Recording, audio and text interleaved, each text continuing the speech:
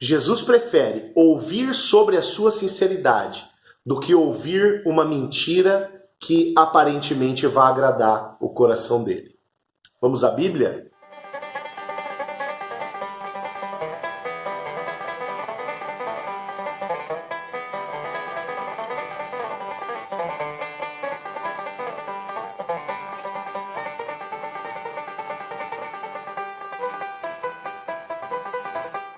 E aí, tudo bom com você?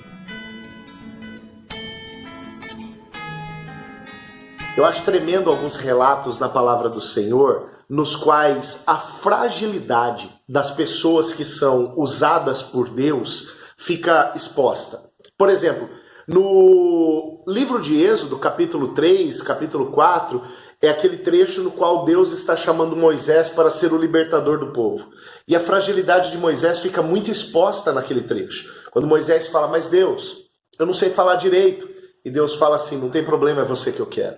Eu acho lindo, por exemplo, quando o profeta Isaías, logo quando ele está relatando acerca do seu chamado, ali no capítulo 6 do seu livro, ele diz para o Senhor, eu sou um homem de lábios impuros e habito no meio de um povo de lábios impuros. E Deus fala, mas é você que eu quero. Eu acho lindo, por exemplo, quando Jeremias, o outro profeta, ele fala para o Senhor, eu não passo de uma criança. E Deus diz para ele, mas é você que eu quero e você que eu preparei desde o ventre da sua mãe. A fragilidade dos servos de Deus, ela nunca é escondida na palavra do Senhor. No Novo Testamento, um dos relatos mais lindos que eu encontro, ele está no Evangelho de João, no capítulo de número 21, a partir do versículo de número 15, quando a palavra diz assim, depois de terem comido, perguntou Jesus a Simão Pedro, Simão, filho de João, amas-me mais do que estes outros? E ele respondeu, sim, Senhor, tu sabes que eu te amo. E ele lhe disse, apacenta os meus cordeiros. Tornou a perguntar-lhe pela segunda vez, Simão, filho de João, tu me amas? E ele lhe respondeu, sim, Senhor, tu sabes que eu te amo. E disse-lhes Jesus, pastorei as minhas ovelhas. Pela terceira vez, Jesus lhe perguntou, Simão, filho de João, tu me amas? E Pedro entristeceu-se por ele ter dito pela terceira vez, tu me amas. Respondeu-lhe, sim, o Senhor sabe todas as coisas. Tu sabes que eu te amo. E Jesus disse, apacenta as minhas ovelhas. Esse texto ele tem um segredo, ele tem algo escondido por detrás dele. Esse texto ele carrega consigo uma tradução para a língua portuguesa que não pode, quem sabe, ser classificada como equivocada, mas ela pode, quem sabe, ser classificada como empobrecida.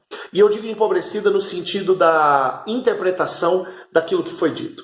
Porque da forma que nós lemos na nossa Bíblia, está escrito, Pedro, você me ama? Pedro respondendo, sim, eu te amo. E Jesus falando, pastorei as minhas ovelhas. Segunda vez, Pedro, você me ama? Pedro respondendo, sim, Senhor, eu te amo, pastorei as minhas ovelhas. Terceira vez, Pedro, você me ama? Sim, Senhor, eu te amo, pastorei as minhas ovelhas. Ama, amo, ama, amo, ama, amo. E ponto final. E Jesus dá uma missão para Pedro. Agora, no grego, que é o texto original, ou seja, na língua original na qual o texto do Novo Testamento foi escrito, a palavra amor, ela tem 3 variações diferentes. E 2 destas variações aparecem exatamente nesse texto. E Jesus pergunta para Pedro na primeira vez, Pedro, você me ama de uma maneira sacrificial? Você me ama ao ponto de entregar-se pela obra que eu estou confiando a você? E Pedro, na sua resposta, é como se ele dissesse a Jesus, Jesus, gosto muito do Senhor. E Jesus insiste naquela primeira manifestação de amor da sua primeira pergunta, quando ele faz a segunda pergunta.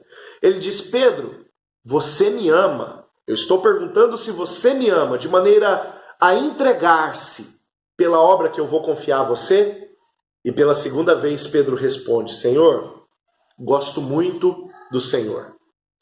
Terceira vez Jesus pergunta. Agora Jesus muda a dimensão do amor que ele refere-se na sua pergunta. Pedro, você gosta bastante de mim? E Pedro, pela terceira vez, ele responde, Senhor, eu gosto bastante do Senhor. E o lindo aqui é que Jesus ainda continua confiando a Pedro a missão que ele tinha a intenção de confiar desde a primeira pergunta.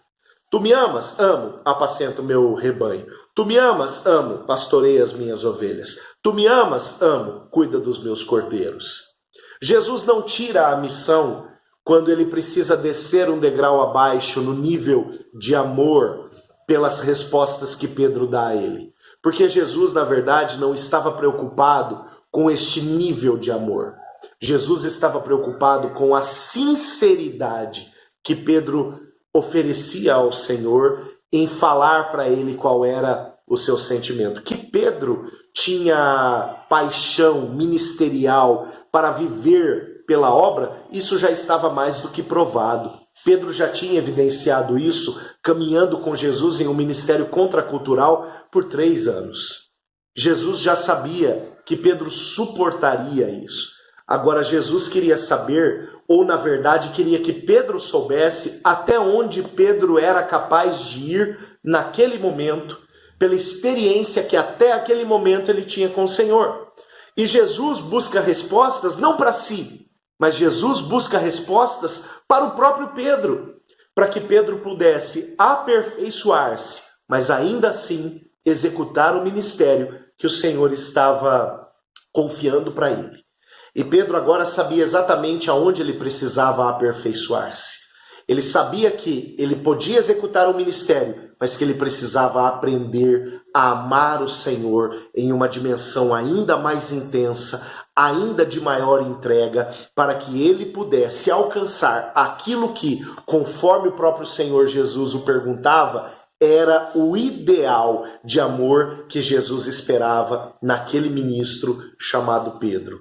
O Senhor quer a sua sinceridade. Sabe por quê? Porque a sua sinceridade vai dizer para você aonde você precisa se aperfeiçoar para servir melhor ao Senhor.